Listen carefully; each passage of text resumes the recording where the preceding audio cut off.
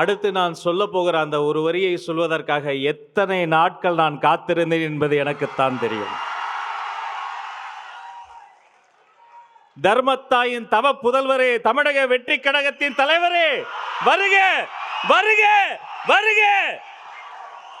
தலைவரின் தலைமை உரை.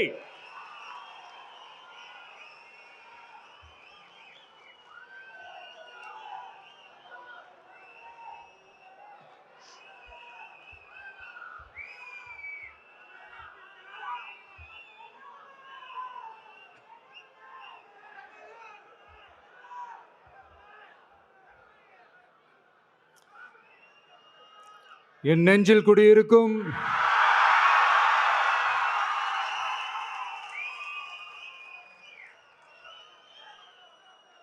என்னுடைய தோழர்களுக்கும் தோழிகளுக்கும்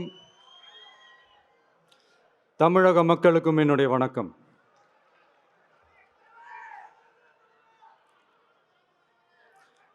நம்ம குடும்ப உறவுகளை இழந்ததுனால சொல்ல முடியாத வேதனையிலும் வலியிலும் இவ்வளோ நாளாக இருந்தோம். அப்படிப்பட்ட அந்த சூழல்ல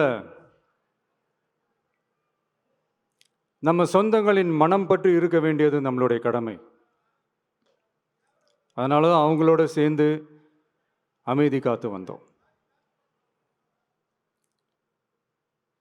ஆனால் இப்படி அமைதி காத்து வந்த நேரத்தில் நம்மளை பற்றி வன்ம அரசியல் வலைகள், அர்த்தமற்ற அவதூறுகள்னு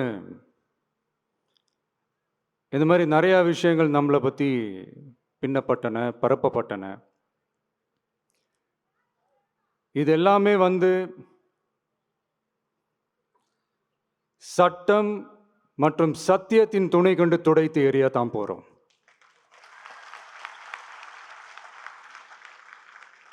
பட் அதுக்கு முன்னாடி தமிழக சட்டமன்றத்தில் நமக்கு எதிராக நிகழ்த்தப்பட்ட ஓர் உரைக்கு ஒரு நாகரிக பதிலடி கொடுக்கணும்னு நான் நினைக்கிறேன்.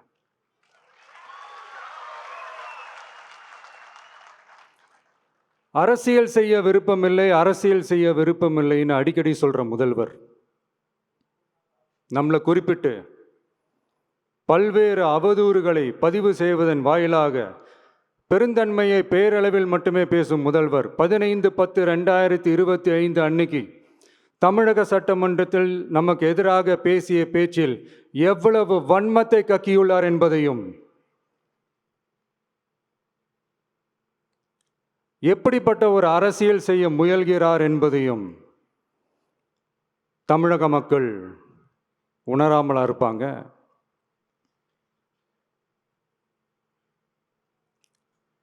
இந்த கரூரோடு சேர்ந்து 5-6 மாவட்டத்துக்கு இந்த மக்கள் சந்திப்பு நிகழ்ச்சிகள்லாம் நடத்தியிருக்கிறோம், போயிருக்கிறோம். அங்கெல்லாம் இந்த லாஸ்ட் மினிட் வரைக்கும் எங்களுக்கு அந்த இடம் கொடுப்பாங்களா மாட்டாங்களா, பெர்மிஷன் தருவாங்களா மாட்டாங்களா, இப்படியே இழுத்து அடிச்சுக்கிட்டு இருப்பாங்க. தான் நாகப்பட்டினத்தில் சொன்னது மாதிரி தான். நாங்கள் ஒரு இடம் செலக்ட் பண்ணி கேட்போம், மக்கள் நல்லா ஸ்பேஷியஸாக நின்று பார்க்குற மாதிரி.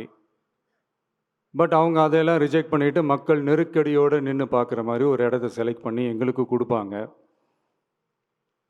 இது டிஃபால்ட்டாக எல்லா இடத்துலையும் இந்த ஒரு ஆர்கியூமெண்ட் நடந்துகிட்ருக்கோன்னு வைங்க.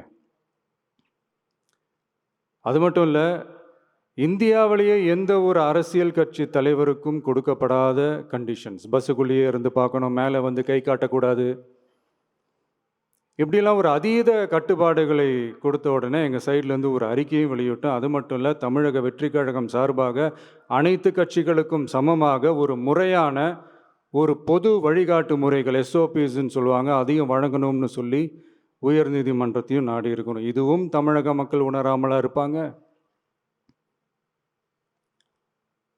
இப்படி ஒரு அரசியல் காழ்ப்புடன், நேர்மை திறனற்று நம்மளை பற்றி குற்றம் சாட்டியுள்ள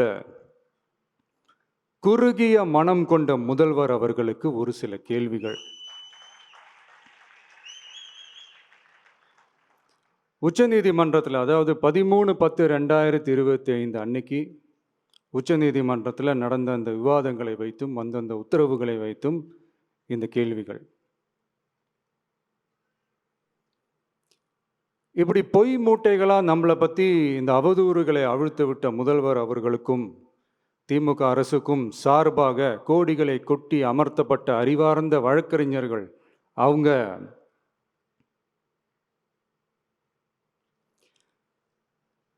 இந்த கபட நாடக திமுக அரசோட தில்லுமுல்லுகளை தாங்கி பிடிக்க இயலாமல் உச்சநீதிமன்றத்தில் திக்கு திணறி நின்றது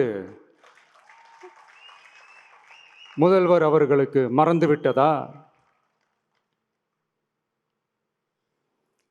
இந்த கரூர் சம்பவத்துக்கு அப்புறமே அவசரமாக ஒரு தனிநபர் ஆணையம், அந்த தனிநபர் ஆணையத்தை அவமதிக்கிற மாதிரி அரசு உயர் அதிகாரிகள், காவல்துறை உயர் அதிகாரிகள் எல்லாருமே நம்மளை பற்றி ஃபுல்லாக இந்த அவதூறுகள் பரப்பி ஒரு செய்தியாளர்கள் சந்திப்பு அவசரமாக. இதெல்லாம் ஏன் நடக்குது? எதுக்காக நடக்குது அப்படின்னு ஒட்டுமொத்த தமிழக மக்களும் கேள்வி கேட்க ஆரம்பிச்சாங்க. இதுவும் தமிழக முதல்வர் மறந்துட்டாரா? அதுக்கப்புறம் அந்த தனிநபர் ஆணையத்தை தலையிலேயே கொட்டி வீட்டுக்கு அனுப்பிச்சிட்டாங்க. அது வேறு விஷயம்.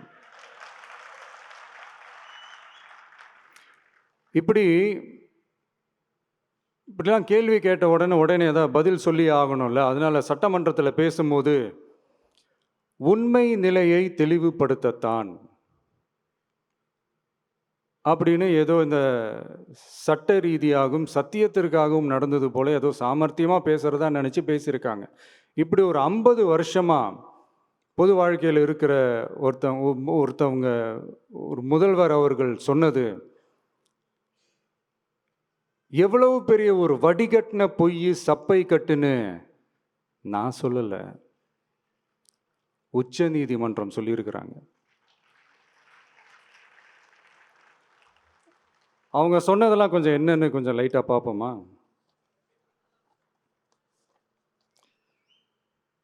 The comments which have been made before the media by the top officers of the police department may create doubt in the minds of the citizenry on impartiality and fair investigation.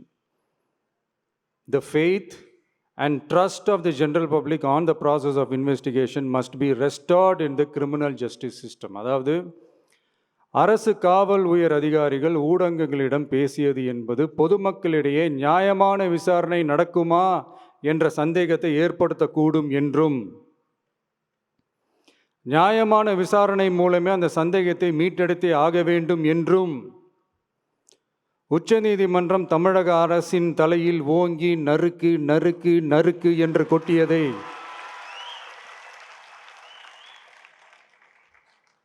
முதல்வர் அவர்கள் மறந்துட்டாரா?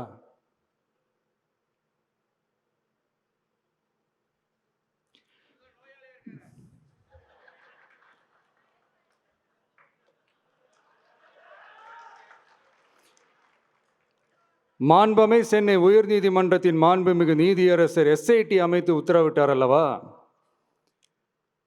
அந்த உத்தரவை ஏதோ சட்டத்தின் மீதும் நீதி பரிபாலனத்தின் மீதும் மரியாதை கொண்டவர்கள் போல ஒரு நாடகத்தனமான கொண்டாட்டத்தை திமுகவும் திமுகவிற்கு ஒத்து ஊதுவோரும் நடத்தி கூத்தாடி குதூளித்தனர் அல்லவா? தாவேகாவிற்கு எதிராகவும் நமக்கு எதிராகவும் உயர்நீதிமன்ற மாண்புமிகு நீதியரசர் தீர்ப்பளித்து விட்டதாக விதந்தோதி விழா எடுத்தனர் அல்லவா? அந்த உத்தரவை குறித்து சொல்லும்போது எந்த ஆவணத்தின் அடிப்படையில் அந்த உத்தரவு அமைக்கப்பட்டது? நான் கேட்கல, உச்சநீதிமன்றம் கேட்டிருக்கிறாங்க.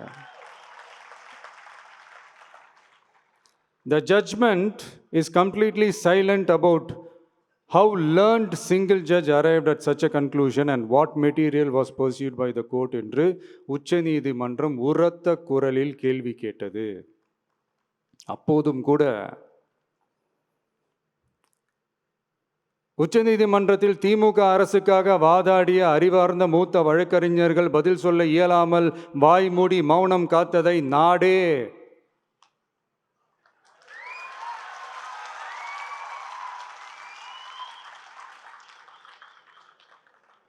பார்த்ததல்லவா?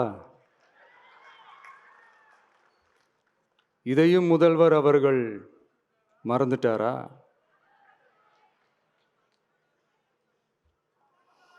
Such petition ought to be dealt with by the division bench, registering as public interest litigation in right earnest and not to be dealt with by a single bench. அதாவது பொது வழிகாட்டு முறைகளான எஸ்ஓபி அமைக்கப்பட்டு வெளியிட வேண்டும் என்ற கோரிக்கையுடன் வந்த ரிட் மனுவை நீதிபதிகள் டிவிஷன் பெஞ்ச் தான் கையாள வேண்டும், தனி நீதிபதி பெஞ்ச் கையாளக்கூடாது என்றும் உச்சநீதிமன்றம் சொன்னதல்லவா? அது மட்டுமா, கோரிக்கையே இல்லாமல் எஸ்ஐடி அமைக்கப்பட்டது எந்த வகையில் சரி என்றும் கேள்வி எழுப்பியது உச்சநீதிமன்றம். இது எல்லாமே அறியாமலோ இல்லை அறியாதது போலவோ உச்சபட்ச அதிகார மயக்கத்தில் இருந்து பேசினாரோ முதல்வர் அவர்கள்? மனிதாபிமானம், அரசியல் அறம், மாண்பு இதெல்லாம் எதுவுமே இல்லாம வெறும் பேச்சில் மட்டுமே பேசிக்கிட்டு அரசியல் ஆதாயம் தேடுற ஆட்டத்தை ஆடத் தொடங்கிவிட்டார் முதல்வர் அவர்கள்.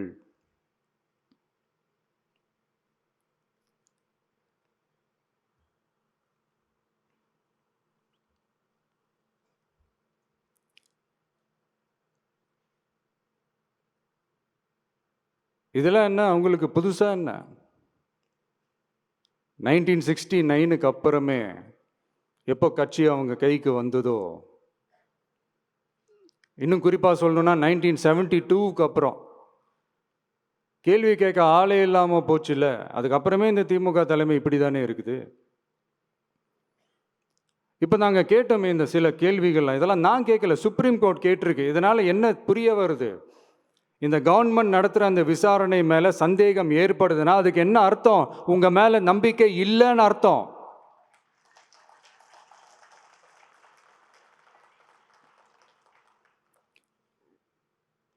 இதெல்லாம் ஏன் எதுக்காகன்னு முதல்வர் அவர்களுக்கு புரியுதா?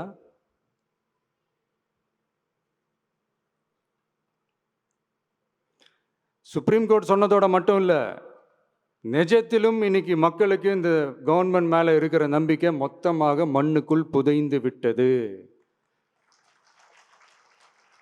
இதுவாவது முதல்வர் அவர்களுக்கு புரியுதா? புரியலனா 2026 தேர்தலில் இந்த திமுக தலைமைக்கு மக்கள் இன்னும் ஆழமா அழுத்தமா புரிய வைப்பாங்க. அப்போ கூட இவங்க என்ன பண்ணுவாங்க தெரியும்ல, 5 வருஷத்துக்கு ஒரு வாட்டி பழக்க தோஷத்தில் ஒரு அறிக்கை ஒன்று வெளியிடுவாங்களே, மக்கள் தீர்ப்புக்கு தலை வணங்குகிறோம் அப்படின்ட்டு அந்த அறிக்கையை வெளியிட்டுட்டு இப்போ அறிவாலயத்தில் போய் ஓடி ஒளிஞ்சுப்பாங்க. இப்பவே ரெடி பண்ணி வச்சுக்கோங்க அந்த அறிக்கையை. எப்படி? மக்கள் தீர்ப்புக்கு தலை வணங்குகிறோம்.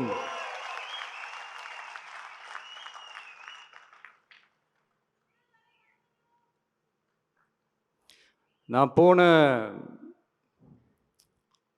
பொதுக்குழுவில் சொன்னதை தான் இங்கே நான் திரும்பவும் சொல்கிறேன். இயற்கையும் இறைவனும் நம் தமிழக சொந்தங்களின் வடிவில் மாபெரும் மக்கள் சக்தியை நம்ம கூடவே நிற்கும் போது எம் மக்களுக்கான அரசியலை தடுப்பவர் எவர்? அதனால தோழர்களே, நமக்கு வந்திருக்கிற இந்த இடையூறு வெறும் டெம்பரவரி மட்டும்தான். எல்லாத்தையும் தகர்த்தெறிவோம், மக்களோட கை கோர்த்து நிற்போம், மக்களோட களத்தில் போய் நிற்போம். நம்ம பயணத்தில் தடம் மாறவே மாட்டோம். இப்பவும் சொல்றேன், 2026 2 பேருக்கு நடுவில் தான் போட்டியே. ஒன்று, இன்னொன்று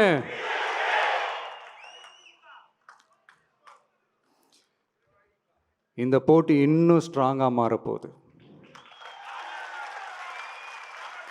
100% வெற்றி நமக்கு.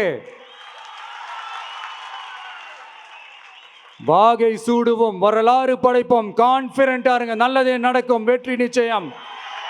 மீண்டும் சந்திக்கும் வரை நன்றி, வணக்கம்.